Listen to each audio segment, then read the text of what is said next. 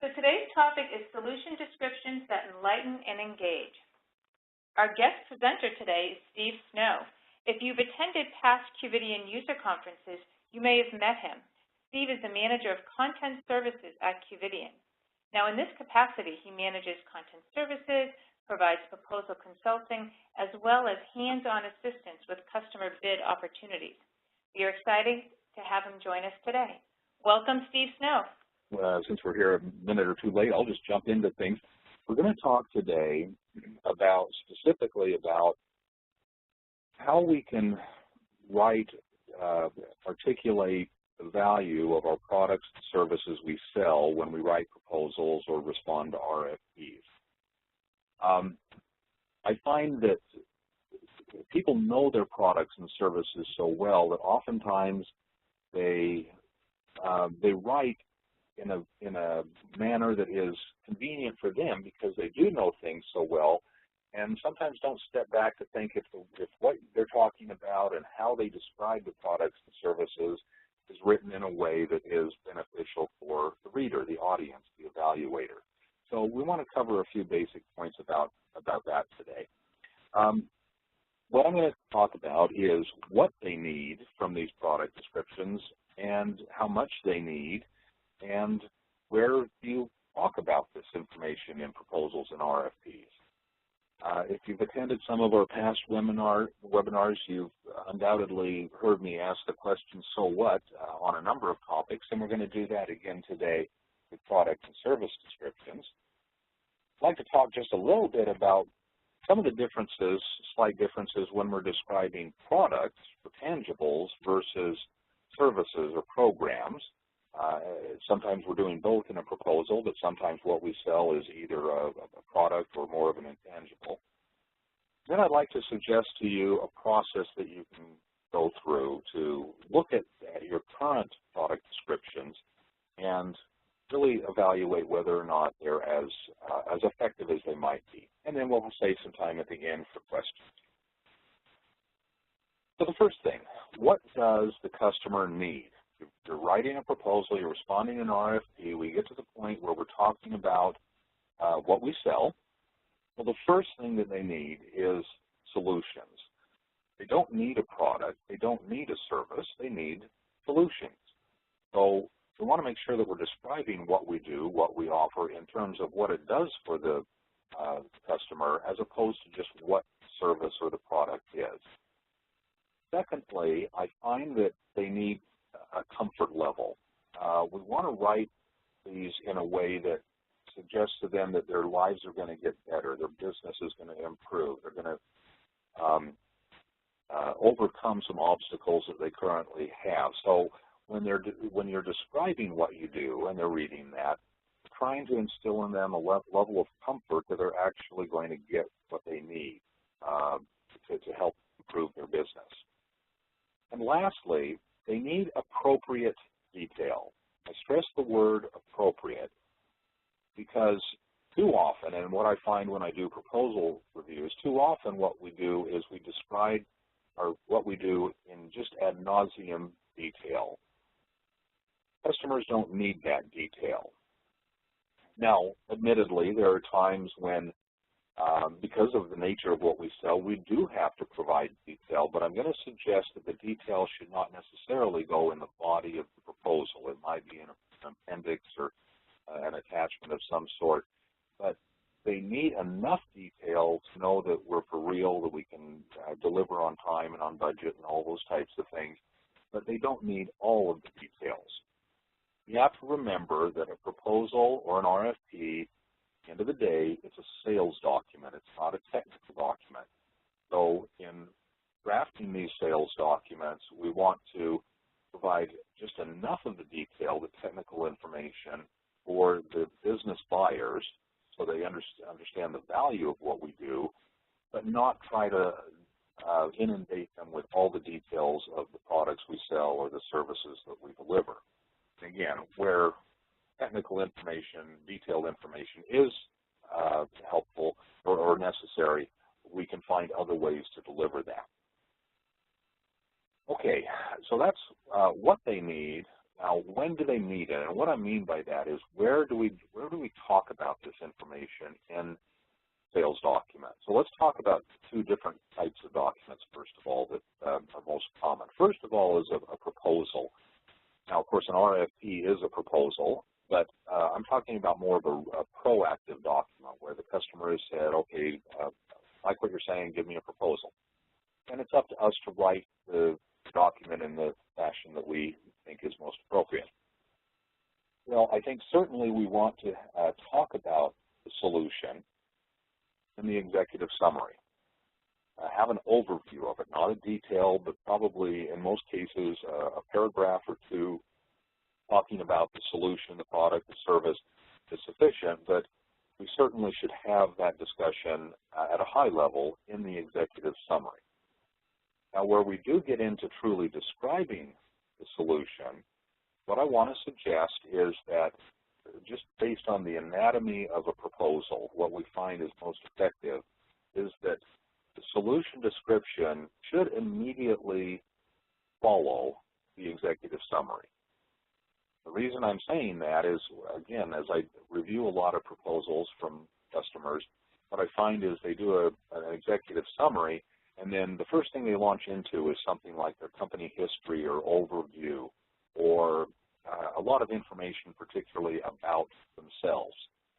And if you think about the way people evaluate proposals, you get through the executive summary and really an evaluator wants to know what it is you're going to do for them. So that's why we're suggesting that if it's a proactive document, you have control over the flow of the information. Do your executive summary and then make the very first primary section of the proposal solution section. Help them understand what it is we're going to do, make it clear, and talk about how it's going to benefit. Now, in an RFP, as you all know, oftentimes the questionnaire that you're responding to is structured however the customer has put it together. So we have to follow those rules. Now, I still suggest you should have an overview of the solution in the executive summary, just as we do with the proposal. You're going to answer the specific questions in the RFP in the order in which they're asked, and some of those questions are going to have to do with the solutions that you're providing. So obviously that's where you put it in the RFP response. What I'd like to suggest that's a little different with the RFP is that in addition to the executive summary and the questionnaire, consider having a separate part, a piece of what I would call front matter that immediately follows the executive summary but precedes the RFP questionnaire. It's almost like a little mini proposal that you might put in, and it might be a page or two, that really gives it a very good explanation of your solution, the product, the service that you're proposing, apart from the way that you answer the questions in the questionnaire. That's particularly important with an RFP in a couple of instances. One is if what you do is particularly complex. I think you'd agree that the RFPs that you receive often don't ask the right kinds of questions or give you enough opportunity to describe the complexity of your solution and do so in a way that is helpful for a customer to understand the business benefits of your complex solution.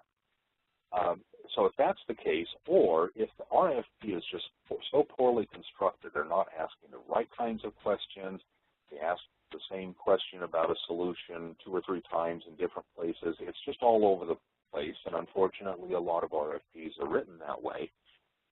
That piece of front matter that we're talking about is a nice way to tell your story about what you sell, what you do, in a way that's business-friendly, evaluator-friendly, that's focused on the benefits of what you do.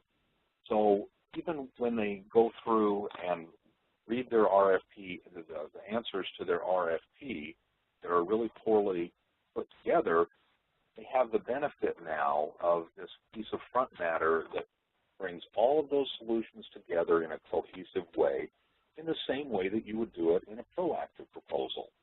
So you might not do this in all situations, but particularly if what you do is complex and you need to summarize it well in a way that the RFP doesn't allow you to do, or again, the RFP is just really poorly put together and you want that ability to tell that selling story of what you do and how they benefit, I'd suggest have a high-level piece of it in the executive summary and consider the option of having that piece of front matter or little mini proposal, if you will. So those are kind of ideas about where this information goes in a selling document. Now the question is, how much information do they really need? Well, I'm going to throw out some suggestions here. Please don't take this as gospel, because it's not. I find that in most instances, if we're selling a product, tangible,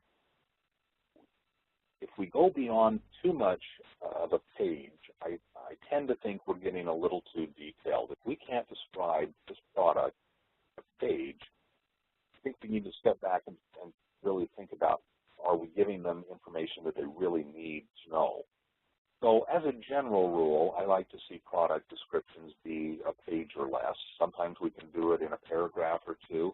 Now, that doesn't mean there aren't times when, because of the nature of what you sell, you need to go a little longer, but I think it's a good general rule of thumb. For services or programs that you sell, the intangibles, I think about 1 to 3 pages. Now, 3 pages really gets a little long, but sometimes because of the nature of trying to get across what the intangible is and how they benefit, you do need to talk about it a little bit more. And so if you go a little bit longer than the 1 page, do 1 or 2 pages for some programs and descriptions, I think that's perfectly fine. Again, these are just rules of thumb. They're not set in stone. So just take that advice for what it's worth.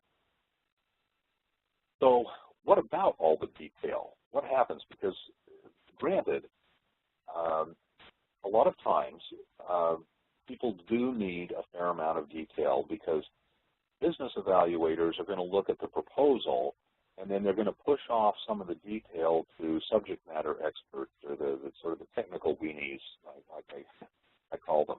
They do go through it with a fine-tooth comb, and so if what you sell, is going to go through that type of evaluation process, you can give them the detail. I'm just suggesting not putting it in the body of the selling document. So a couple things to think about. First of all, consider replacing some of the text with really nicely done graphics that tell the story, but doing it in a nice picture of some sort, rather than in 3 or 4 or 5 paragraphs of text. That's one way to handle some of the detail. As I mentioned before, relegating some of that information to the appendix or attachments. It is becoming more common. I might have even said on one of these webinars in the past, the use of embedded files, where you embed an Excel spreadsheet or a Word document that you click on and open the details. And my past opinion has been I didn't like that approach. I'm just finding more and more that evaluators are becoming more accustomed to it, and because they are, I'm more comfortable with the idea of embedding files. So if you find that that's an appropriate way to drive people to the detail without muddying the body of the document with a lot of text, then you might consider the embedded files. And I'm an old school guy, but I'm coming around to that idea. Same thing with web links, is maybe pushing them to your website or to a product page where they can gather more information, or simply suggesting that you'll provide more of the details as you move to the next phase of the evaluation and you have one-on-one. So the bottom line is, we want to be careful that in the body of the sales proposal or RFP, we're only providing enough detail to answer the question or to address the need or the concern or the show how we're going to approach the goal, but not so much that it burdens business evaluators with detail that they likely don't understand, and very likely won't read anyway. They're going to be pushing it off to someone else. Okay, how much do they need? And then we come to my favorite question, so what? As you start writing your product, service, solution descriptions, as with a lot of things that we've talked about in these past sessions, is you have to ask the question, so what? Why should the customer care? And make sure that we're answering that up front in the description that we're writing. If we don't want to bury the answer to that question in the midst of a long product description, we really should think about how we can structure our descriptions in a way that explains why they should care and address those questions right up front in the product description. We're talking about how do we solve a problem? How does it help achieve a goal that they have? Why is it different? Especially where in so many businesses they sell essentially commodities where people buy largely on price. Are the claims believable? We're asking these kinds of questions of ourselves, thinking about the questions that the customers are likely having as they're reading this, and making sure that we're providing enough information to make sure that it's believable. And is it relevant? So are we really addressing a known need that the customer has, or are we simply beating our chest to tell them everything great and wonderful there is about products we sell, the services we deliver? And this comes back to the issue of the detail, or really focusing in on explaining what the customer needs as opposed to everything that there is to say about the product or service. See, very often customers just try to cram in everything they can about what it is they sell in the hopes that that volume of information will be impressive. The reality is evaluators aren't going to read all that detail. So make sure that what we're talking about are the things that a customer will care about and not just everything that we can possibly talk about. Okay, a couple thoughts about product solutions when we're describing a tangible.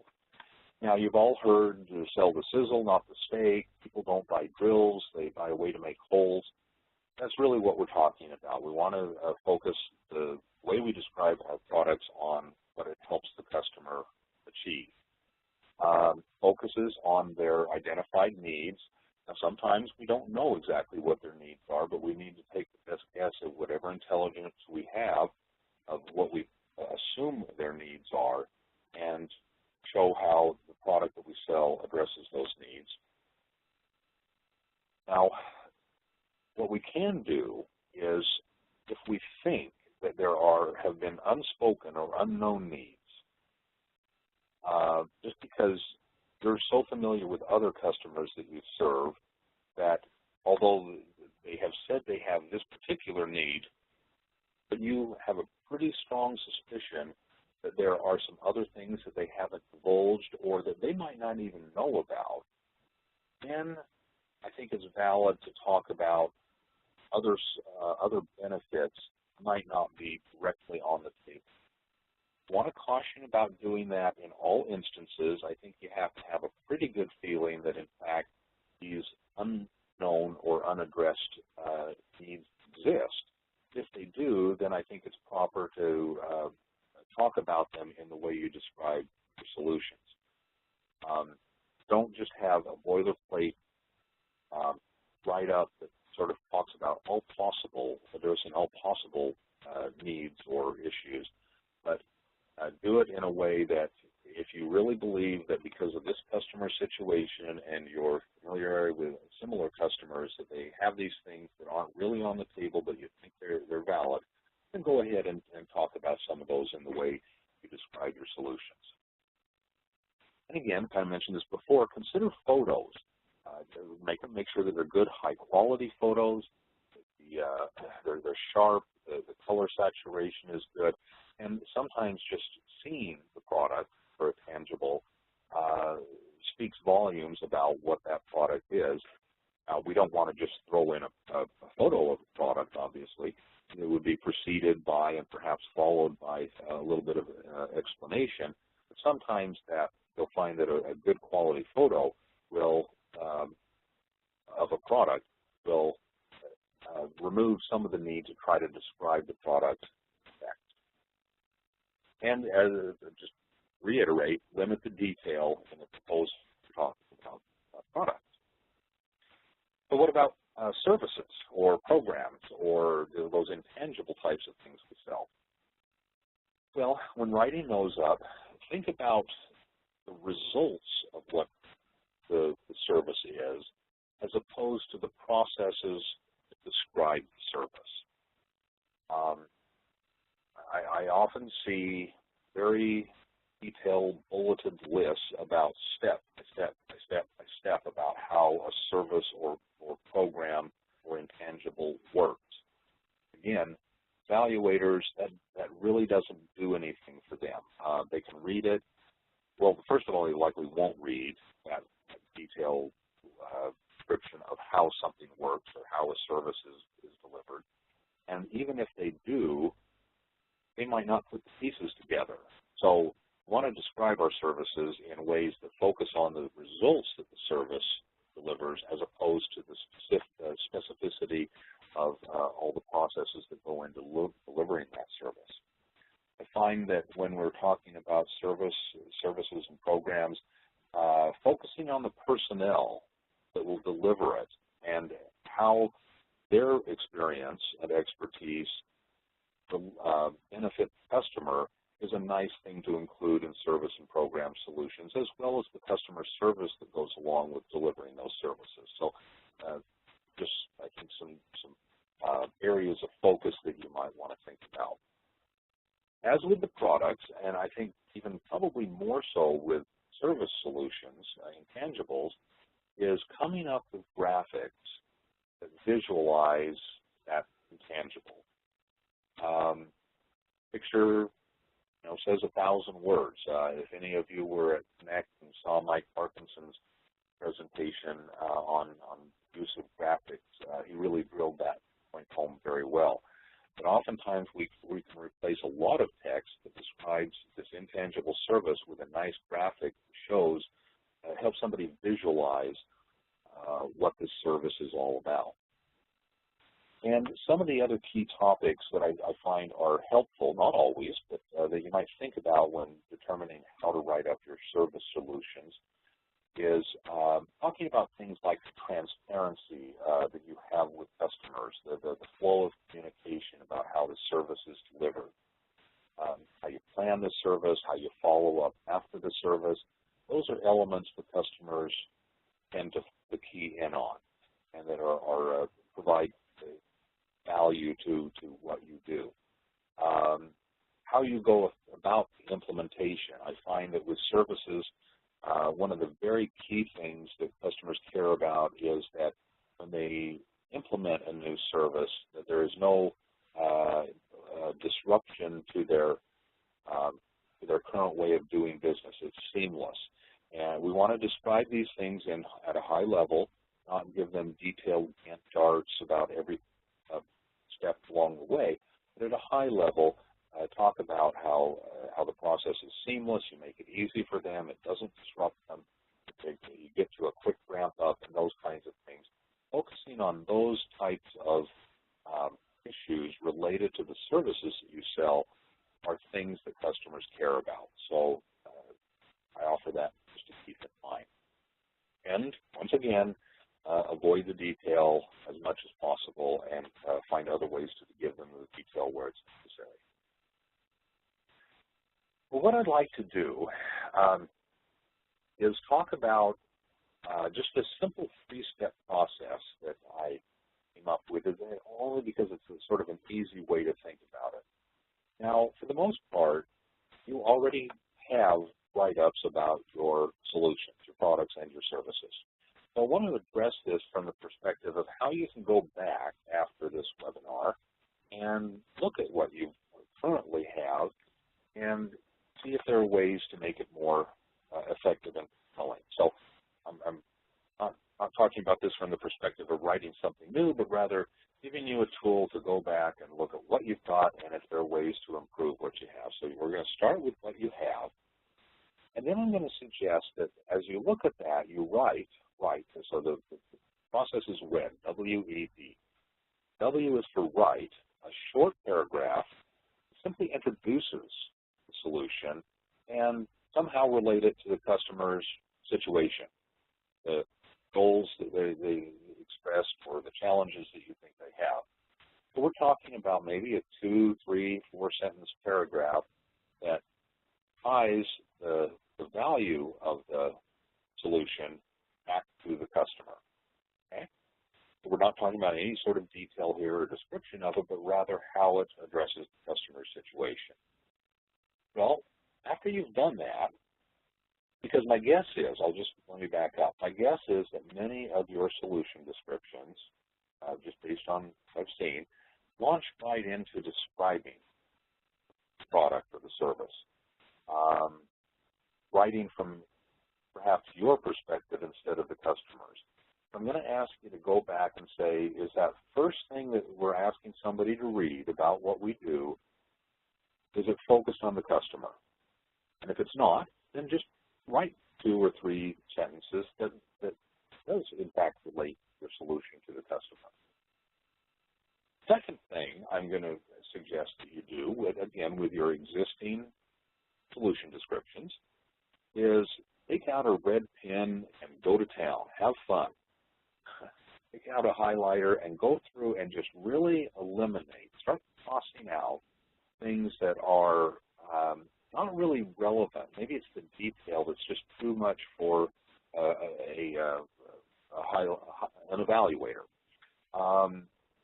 Sometimes I see these things, these descriptions that say the same thing over and over, 2, 3, sometimes 4 times within a description. So eliminate that repetitive detail.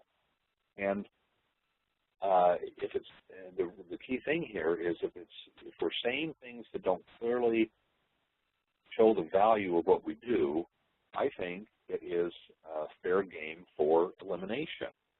Because again, if we're not talking about things in terms of value to the customer, we're just forcing them to read things that they're going to have to put the pieces of the puzzle together, and evaluators are just too busy to do that.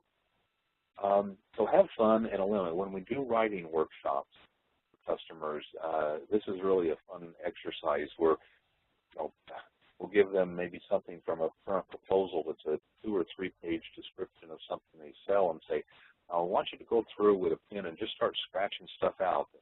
And it's always amazing at the end of the exercise to say, I don't know why we were saying this stuff. When I really think about it, this is just a bunch of information that isn't really going to help a customer know what value we offer. So it's a fun exercise, and go through and just see what you might eliminate without really taking away from the core messaging. And then the final part of the WED process, the D, is to describe now other ideas that strengthen the value proposition of what it is you have to offer. So if you've gone through, if you started with a description of what the product is in the sense of how it benefits a customer, now you've eliminated a bunch of stuff, you're probably down to something that you might feel is too short, and you can now sit back and say, well, what other things could I say that I haven't said before that help really show the value of this solution, this product, service? And that's where you fill in the gaps of the things that you've eliminated. So just a couple key simple ideas of ways to go back and revisit how you currently describe what it is you sell and make it more customer focused and take out some of the stuff that is really not very helpful in describing value to the customer. Okay. I'll talk about each of you, just a couple slides. So when we're doing our writing, again, pretty short, 2, 3, maybe 4 sentences. You introduce the solution, bring it back to how it's going to address the customer's problems or goals, and keep it high level. I want to suggest that most of the selling is really done at this step. When they read that first paragraph, hopefully they have some buy-in to what it is you're offering. Now, I'll likely then go through and read the rest of your description, but I want to catch them in that very first paragraph. And if we've done that, then really most of the selling is done on that particular item, and the rest of it is more backup information to help validate. Eliminate the unnecessary detail, repetitive stuff. Really think about when we have charts and graphs, and is it helpful information?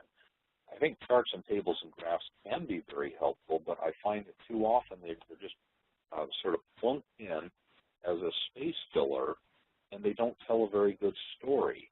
So if you are going to use charts and graphs and tables to explain what it is you do, feel free to do so. Just make sure that it's well done and that at a glance somebody can understand the meaning behind what it is we're presenting to them. And generally either prefaced or followed by maybe a short paragraph that describes the essence of whatever that graphic is. And again, eliminate features and benefits that aren't relevant to the current customer's decision. And I want to give you an example of that. With Qvidian, one of the big selling points of QPA, Qvidian Proposal Automation, is the fact that we integrate very tightly with Salesforce.com. Well, if I'm writing a proposal to a prospective customer that doesn't use Salesforce.com, why would I talk about that in the proposal? So if I'm just throwing out this really cool feature of QPA to an audience that doesn't use Salesforce, I'm just wasting space. So think about the things that you sell and go back and look. If you're talking about things that some customers don't care about or use at all, and then just make sure that when we write that proposal or that response for a particular customer, that we're only talking about the things that are relevant to that buyer and not to another prospective buyer that might require that particular feature or benefit. And then in the description, where we come back and we think about other ways to that are more effective about talking what we do, in terms of strengthening your value position, it's thinking about the return that they get on what an investment they're making, and try to even project that or quantify it if it's possible.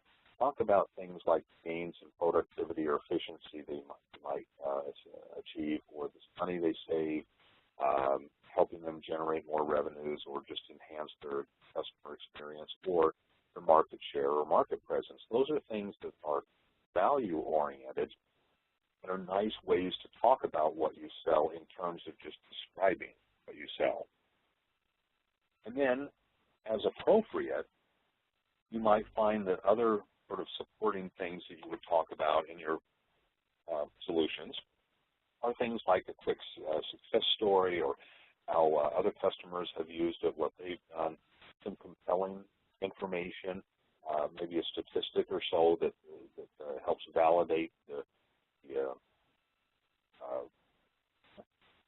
benefit of what you do or what a customer might achieve, recognitions, testimonials. On this slide, I'm just suggesting other ways to think about describing what you sell other than just describing what you sell. Okay.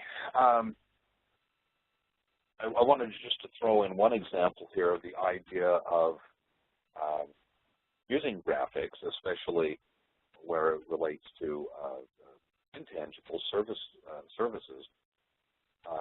In our proposals, in Qvidian's proposals, we sometimes are going to talk about a single sign-on, ways that customers can sign into one main application and have access to all of their applications that they use, including Qvidian.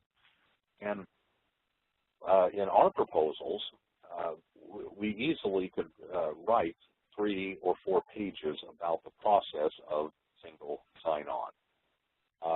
Not too long ago, I had to put something together for a sales document, and I got together with one of our engineers that's responsible for this service that we offer, and he sent me about 3 or 4 pages of pretty technical information about how single sign-on works. And I went through that with him on the phone, and we were able together to basically come up with a graphic like this. And instead of forcing somebody to read 3 or 4 pages about single sign-on, we distilled it down to just a simple 4-step process.